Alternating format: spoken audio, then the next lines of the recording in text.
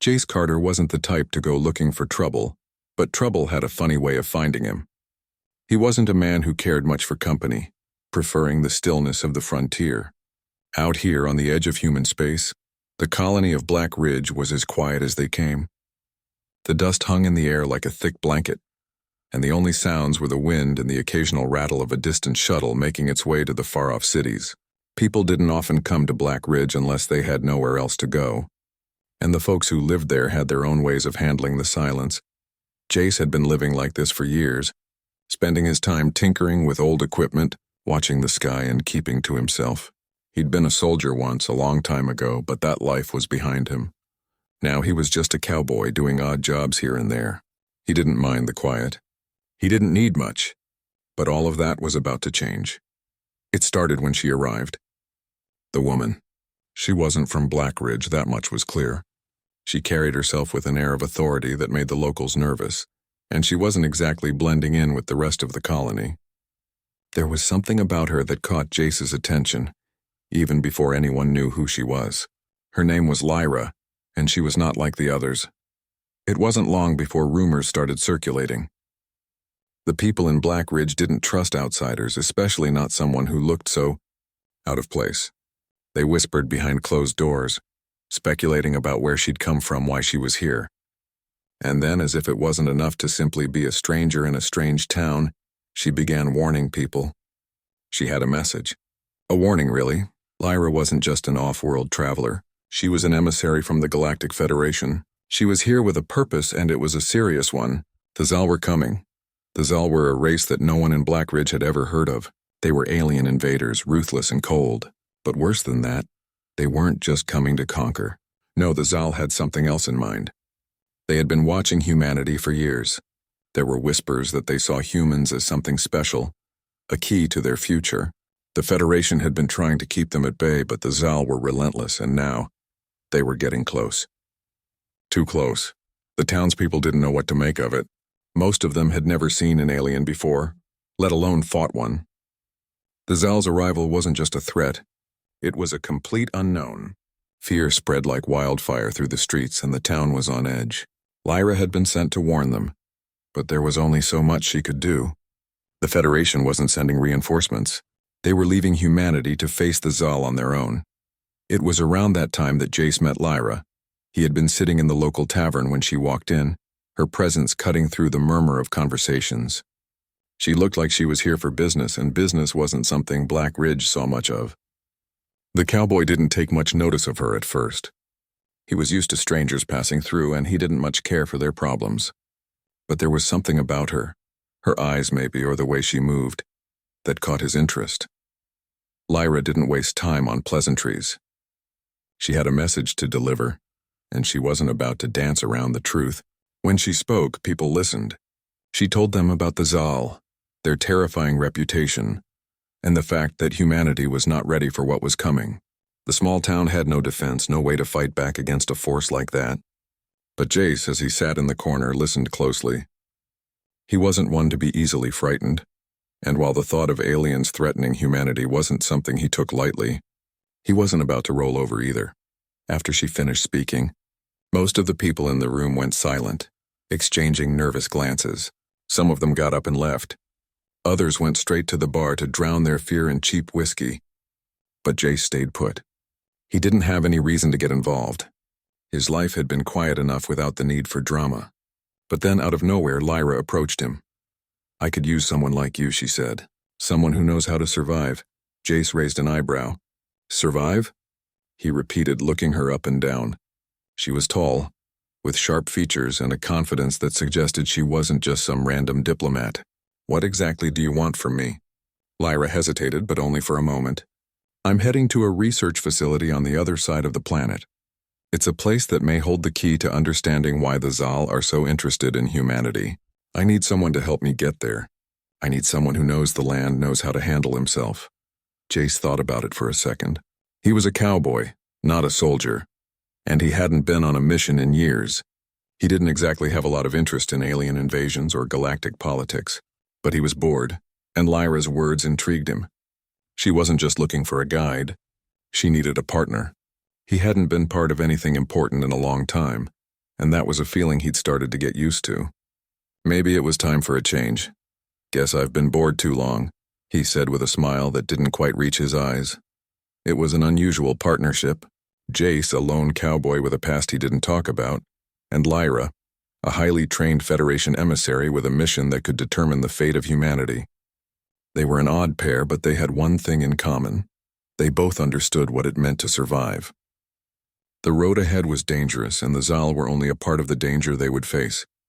The two of them set out the next day, heading into the wilds of the planet. The air was thick with dust, and the landscape was barren. There were no trees, no forest, just endless stretches of rock and desert. It was a harsh place, and Jace had spent most of his life navigating it. But for Lyra, it was a whole new world. She wasn't used to the elements, and she certainly wasn't used to the isolation that came with living out here.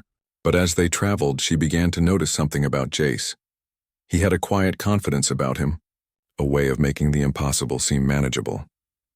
As they crossed the rough terrain, battling against sandstorms and wild animals, their conversations grew more personal. Jace didn't speak much about his past, but he didn't need to. Lyra could see the scars he carried, both physical and emotional, and she had her own demons, secrets she didn't share with anyone, but as the days passed, they began to understand each other more. They weren't friends, not yet anyway, but there was a bond forming between them, one forged by necessity and shared purpose. Lyra knew the stakes were high, and she understood the gravity of the situation. But Jace? He was just trying to find something worth fighting for again. Maybe this mission, this fight against the Zal, was exactly what he needed. He hadn't felt alive in a long time, but as he looked at Lyra, he began to wonder if he was starting to care about something bigger than himself. But that was the future. For now, they had to survive the journey ahead, and the Zal, they were just the beginning. By the time Jace and Lyra reached the hidden research facility, everything they had believed about the Zal had changed. The journey had been rough, but nothing could have prepared them for the truth they uncovered within the facility's walls. What was once a safe haven for Federation researchers was now nothing more than a burnt-out shell. The building was still smoldering, the air thick with the stench of burnt metal and ash. There were no signs of life. Only a few scraps of equipment, scattered papers, and broken terminals remained. It was clear that whatever had happened here, it had been brutal. They made their way through the ruined hallways, searching for anything that might explain why the Zal were so interested in humanity. There were no answers in the facility's immediate vicinity, but in the back of the building they found something that took them both by surprise. A hidden lab, sealed behind a heavy steel door. After a few minutes of searching, they were able to break the lock and gain access. Inside, they found something that shook them to the core. An archive of files, messages, and documents all pointing to one disturbing fact. The Zal weren't just interested in humans for conquest. They had been manipulating human history for centuries. The Federation hadn't been prepared for the full scope of their plan. The data revealed that the Zal had been influencing human development, subtly pushing humanity to evolve in certain ways, shaping human society from the shadows. They had seeded human history with technology, ideas, and even genetic markers to ensure that one day, when the time was right, humanity would be ready to play a crucial role in the Zal's twisted plans. This wasn't just a war of invasion. This was a war for control over the future of both species, and humanity had been part of the Zal's long game without even realizing it. Lyra's heart sank as she read the files. The weight of the knowledge was almost too much to bear. She had come to the facility for answers, but the truth was far darker than she had imagined. The Federation's efforts to keep the Zal at bay were futile. They were already in too deep. The Zal's presence on Earth wasn't an accident. It had been orchestrated slowly and methodically for hundreds of years. Lyra had been sent here to warn humanity, but it felt like a lost cause. How could one small colony, or even a planet, stand up to an enemy who had been planning their downfall for centuries?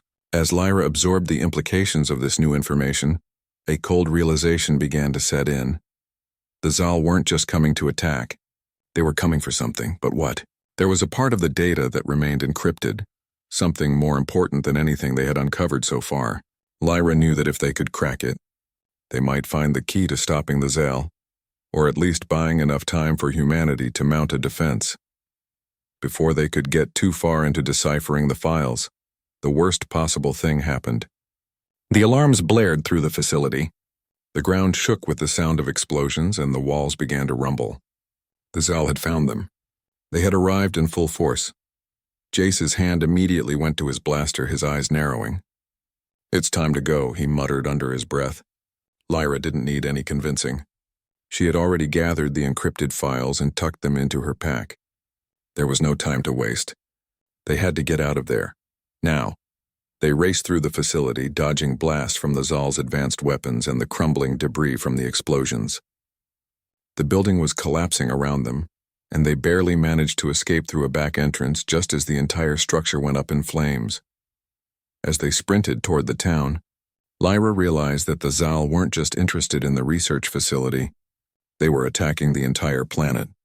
And Black Ridge? It was their next target. Jace and Lyra barely made it back to town before the first wave of Zal forces hit. Black Ridge, a quiet, isolated town that had never known true danger, was now under siege. The town's defenses were non-existent. No walls, no advanced weaponry. The people were sitting ducks, and the only hope they had left was Jace and Lyra. Jace's mind raced as he looked around at the panicked townsfolk. They had no military experience, no combat training. But they had one thing going for them: survival instinct. Jace had spent his life on the move, surviving in the harshest environments. He knew how to fight when there was no other choice. And that's exactly what he did. "You heard her," he shouted to the crowd, his voice carrying over the chaos. "We don't have much time. If you want to live, you're going to have to fight." He quickly took charge, organizing the townspeople into groups. He showed them how to use the little weaponry they had, and instructed them on how to set up basic traps in defensive positions. Lyra, with her training, took on the task of preparing the civilians who couldn't fight, teaching them how to hide, how to stay out of sight, and how to survive. Jace didn't have much of a plan. He couldn't afford to. The Zal had a massive advantage in firepower and numbers, but Jace had something else, the element of surprise. He knew the land, the caves, the back routes. He and Lyra used that knowledge to move the townspeople into position. The fight wasn't about defeating the Zal. It was about making them pay for every inch they took. As the Zal descended upon Black Ridge, the people of the town fought back with everything they had. Jace's tactics, though simple, worked. The Zal were used to fighting on their terms with superior technology and overwhelming numbers. They weren't prepared for a fight like this. A fight where every human life counted, and where every inch of ground mattered. Then, just as things seemed to be tipping in favor of the defenders, Lyra faced an enemy that was much more personal: the Zal's leader. The warlord, a towering figure covered in armored plating, confronted her in the heart of the town. The Zal had been hunting her ever since she arrived on the planet, and now, with the knowledge she carried, she was more dangerous to them than ever. The showdown was inevitable. Lyra fought with a ferocity that surprised even Jace. She wasn't just defending Black Ridge, she was defending the future of humanity. Using the enhanced abilities she had learned to suppress, Lyra fought with the speed and strength of someone who had been genetically altered. She was fast, agile, and relentless. The Zal warlord underestimated her, and that was his downfall. In a tense, brutal battle, Lyra brought him down. With their leader defeated, the Zal forces began to fall apart. Jace and the townsfolk pressed their advantage, pushing the invaders back. It wasn't a complete victory, but it was enough to send the message. Humanity wasn't going to fall without a fight. As the battle ended and the dust began to settle, Jace and Lyra stood together looking at the horizon. The Zal had retreated for now, but Lyra knew it wasn't over. The Zal would return. They had to. But humanity had shown them that they couldn't be crushed so easily. Jace turned to her, wiping sweat from his brow, and with a smirk said, "Guess we've still got time for a drink before the next storm hits." Lyra didn't laugh, but there was a glimmer of something in her eyes, a quiet respect. "Maybe," she replied, "but next time we'll be ready."